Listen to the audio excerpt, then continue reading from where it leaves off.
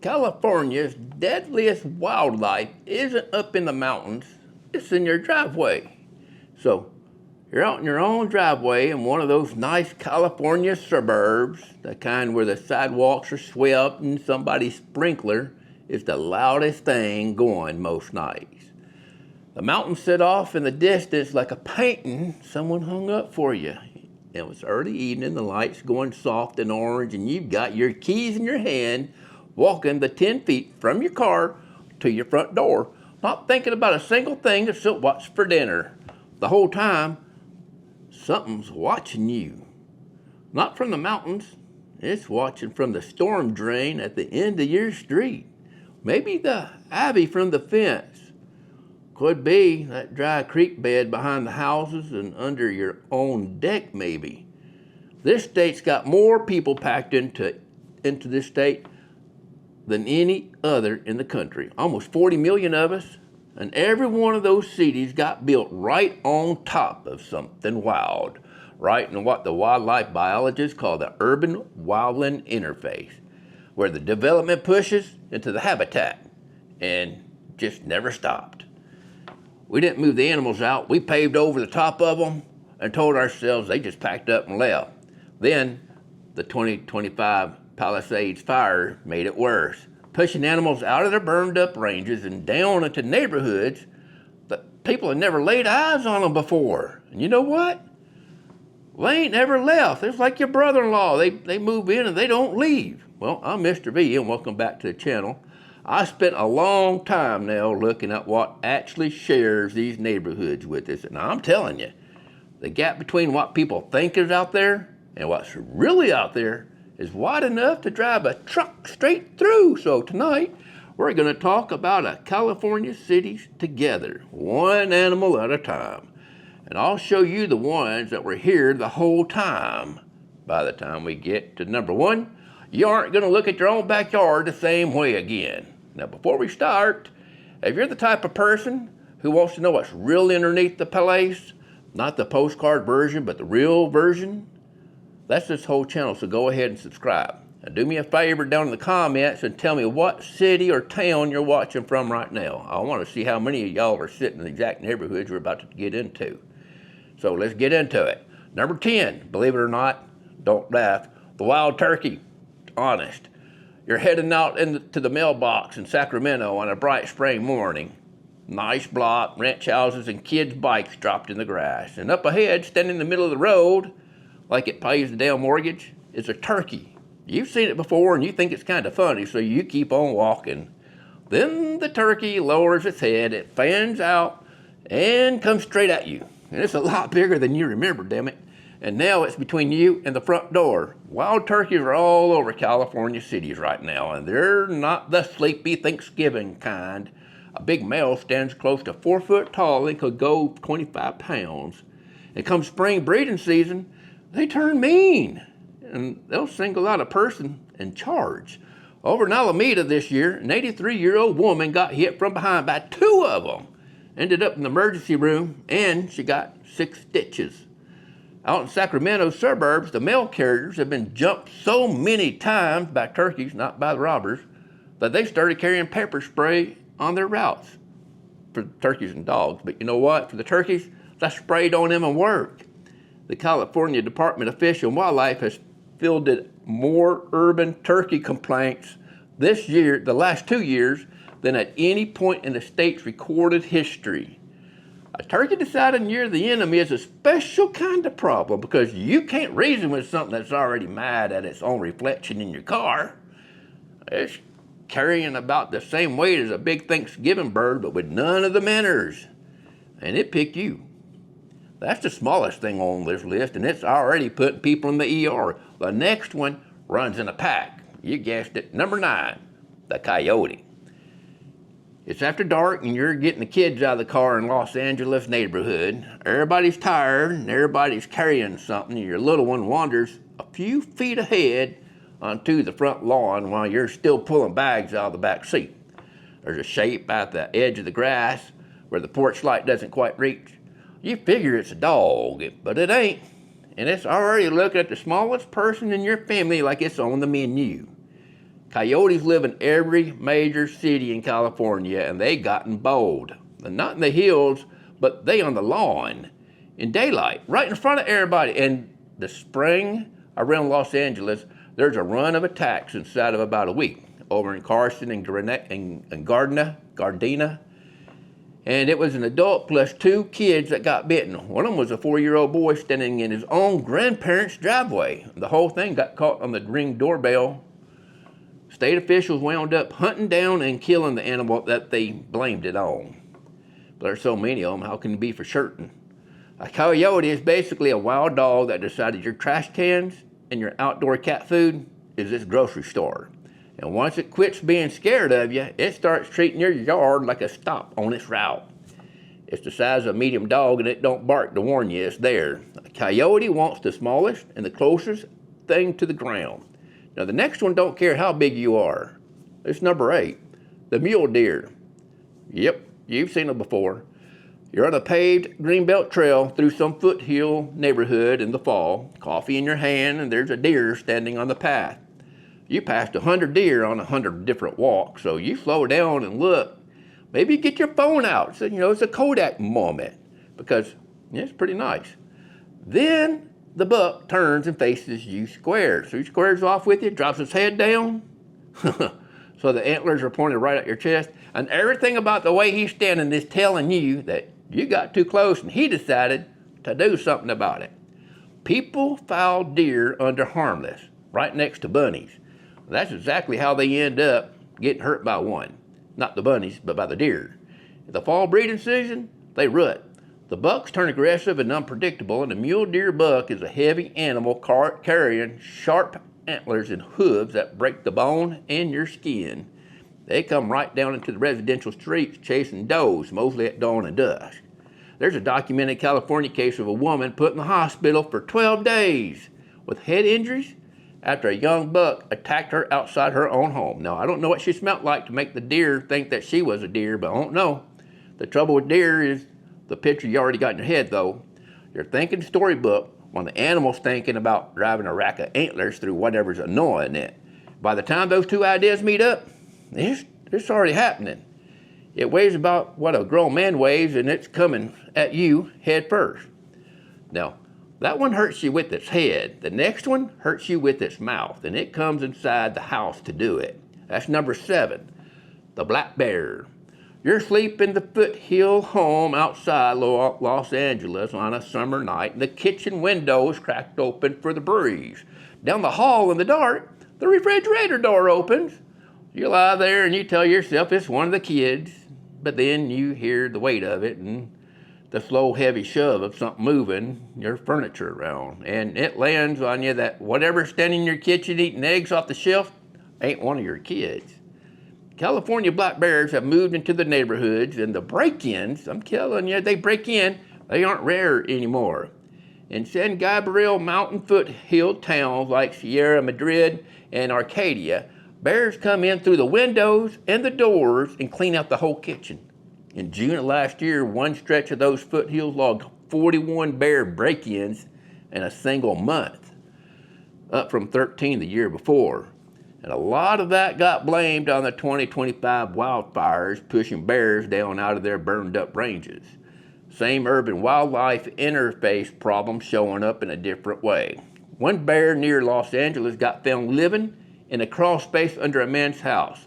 500 pounds of it, denned up under the floorboards like it signed a lease.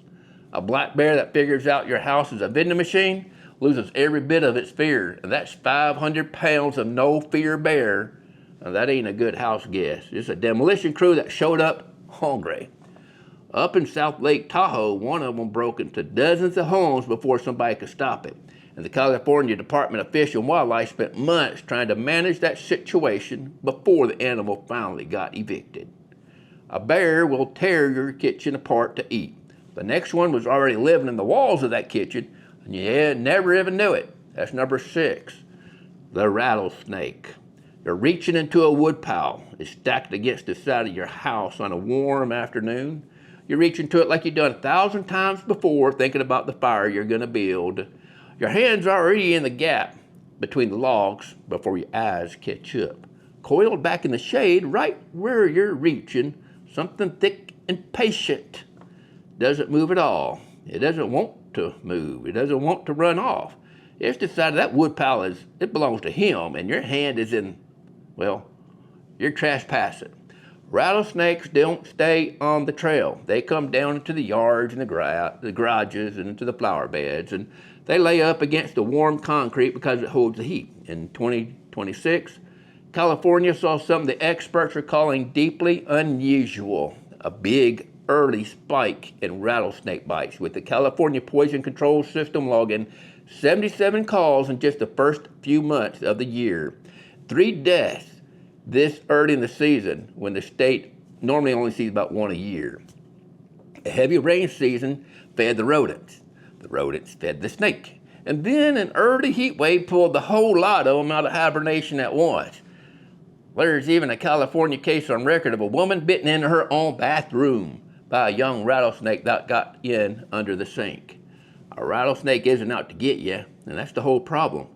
It's a loaded thing laying still in a spot where you stuck your hand without looking, and it'd honestly rather you never showed up. The rattle's supposed to be the warning, but plenty of folks reach in before they even hear it. That one's waiting in the woodpile by the house. The next one, waiting in the water you swim in. We're halfway down the list, and everything so far, the birds, the coyote, the deer, the bear, and the snake, all of them lives on the land, in your yard, and on your street. And you can at least see it coming if you're paying attention. The back half is where things change. These next 5 are the ones that made me sit back from my desk when I was pulling this together. And the last 2 especially, most people in the state have no clue they're sharing cities with them. Number 1 is not the animal you're guessing right now, I promise you that. Now, let's get back to it because the ground is about to get less solid under our feet. So number 5, the wild pig. You're walking the dog along a paved path by the Santa Ana River in Riverside after dark. Houses on one side, dry riverbed on the other. Your dog stops and its whole body goes stiff. Up ahead in the dark, there's a sound like something heavy rooting in the dirt. I already told you it's wild pig. More than one something though. And then the shapes come up off the riverbed and onto the path, low and fast, built like barrels, a whole lot of them, and they noticed you. Wild pigs, the ones people call boars, live in 56 of California's 58 counties. And they push right up into the cities along the rivers and the green belts. In downtown Riverside, a pack of them ran through the streets at night and did millions of dollars in damage. Over in nearby Corona, a wild boar followed a woman and her dog through a residential neighborhood. They come out of the Santa Ana River in packs and turn suburban front yards into something that looked like a rototiller got loose on them. A wild pig is a few hundred pounds of muscle with tusk and a bad attitude. And it travels with the whole family, so you're never dealing with just one. It's like somebody let a herd of angry livestock loose in the subdivision. Except this livestock ain't never been tame a day in its life, and it ain't scared of you or your dog. That one comes up out of the dry riverbed. The next one comes down out of the sky. Remember the turkey? Here's a cousin. Probably not a cousin, but it's a bird. Number 4, the great horned owl. I'm not kidding. You're jogging through a city park at dusk. Ask the person that was jogging through the city park at dusk. I'm not kidding. The great horned owl. You got your earbuds in, your ponytail's bouncing, taking the same loop you always take. It's that blur. During the blue hour, when the street lights are just clicking on, you never hear the thing behind you because the whole point of this animal is that it don't make a sound when it moves. The first you know of it is it hits you on the back of your head. Its talons out of nowhere and already gone up into the dark before you even finish flinching. The great horned owl nests right on the city parks and the neighborhoods, and when it's got young nearby, it'll come down on a person's head from behind without a sound. These are big birds, over 2 foot long, with a wingspan pushing 6 feet. And the grip on those talons can hit around 500 pounds per square inch, about the same as a bite from a big guard dog, strong enough to do permanent damage. Like most owls, when they tangle with something bigger than they are, they go for the face and the head. Joggers and night walkers are usually their targets when that happens.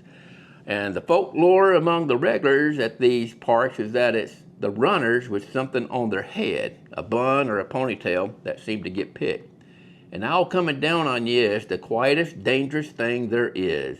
No growl and no rattle, no warning of any kind. It's just a set of talons carrying the strength of a big dog jaw arriving at the back of your head.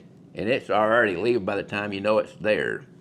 The one that hits you from above disappears. The next one, you'll even feel it show up because you'll be the one standing on top of it. That's number 3, the stingray. You're wading into the ocean at Southern California beach on a warm summer afternoon. The water, bathwater calm. Kids are shrieking and splashing all around you. You're barely knee deep. You take one ordinary step forward into the sandy bottom, putting your weight down the way you always do, 1,000 times before at a beach. And a bolt of pain drives up through your foot like you stepped on a hot nail, because that flat sandy patch you just stepped on wasn't sand. Round stingrays, the scientific name, Eurybatus halaria.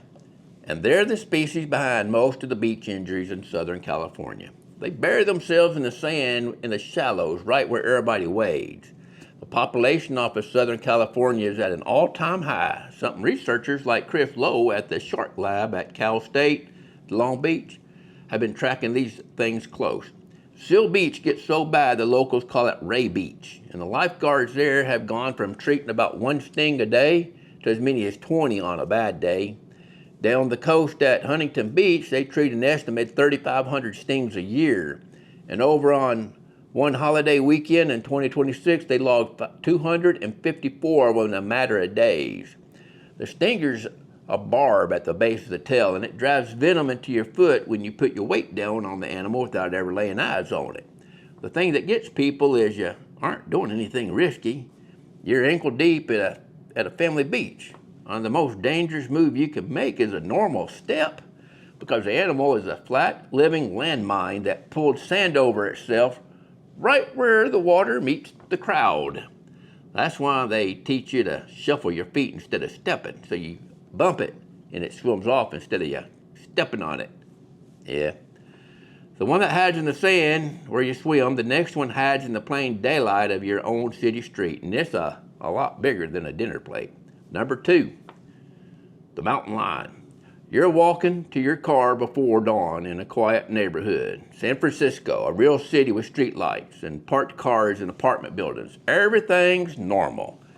And there, standing in the glow of a streetlight on the corner of Octavia and California, calm as you please, is a full-grown mountain lion looking back at you like you're the one who wandered somewhere it shouldn't be. That happened this January 2026. Researchers from the Santa Cruz Puma Project, who have been tracking mountain lion movement across the Bay Area for years, confirmed the animal had traveled in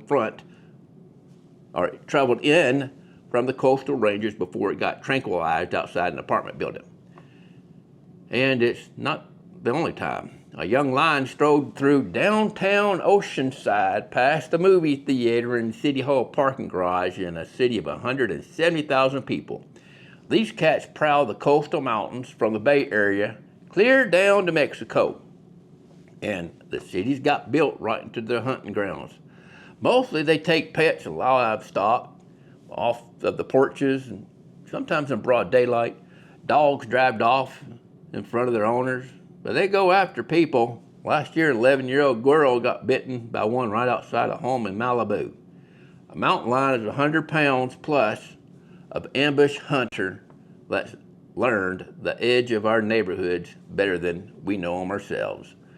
It doesn't run you down out in the open. It sits back and waits and watches and picks its moment. And the first time most people ever see it, well, it's the second it decides to let itself be seen. So that's a big cat walking your city streets in the dark, and you'd figure that's the worst of it, but it ain't. The last one kills more people in the state than the mountain lion has ever done.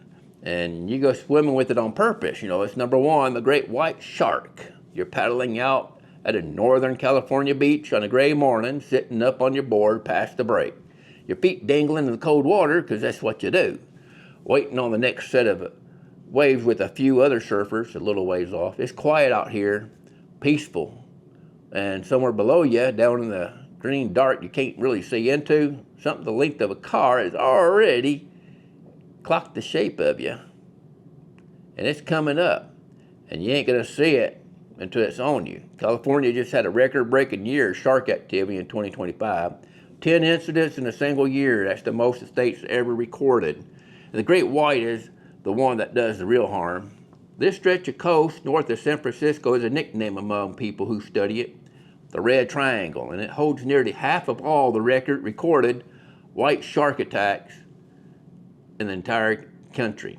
In January of 2026, a surfer up in Mendocino County got launched right off of his board. A witness watched him get thrown into the air, and the shark swam off with half the board in its mouth.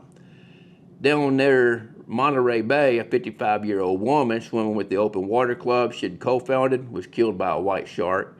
The only fatal shark attack in the whole United States that year, and it happened right here. The California Department of Fish and Wildlife, along with researchers tracking the white sharks population up this coast, have noted the numbers climbing in ways nobody's ever seen before.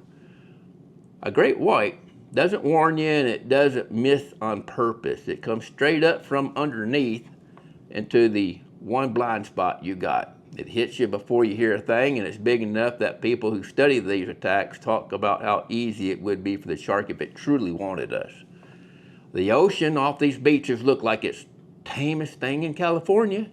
It's the front door to the biggest predator any of us will ever share in a city. And every warm afternoon, we walk right through it. If you like this episode, go ahead and hit that subscribe button. I'll see you in the next episode.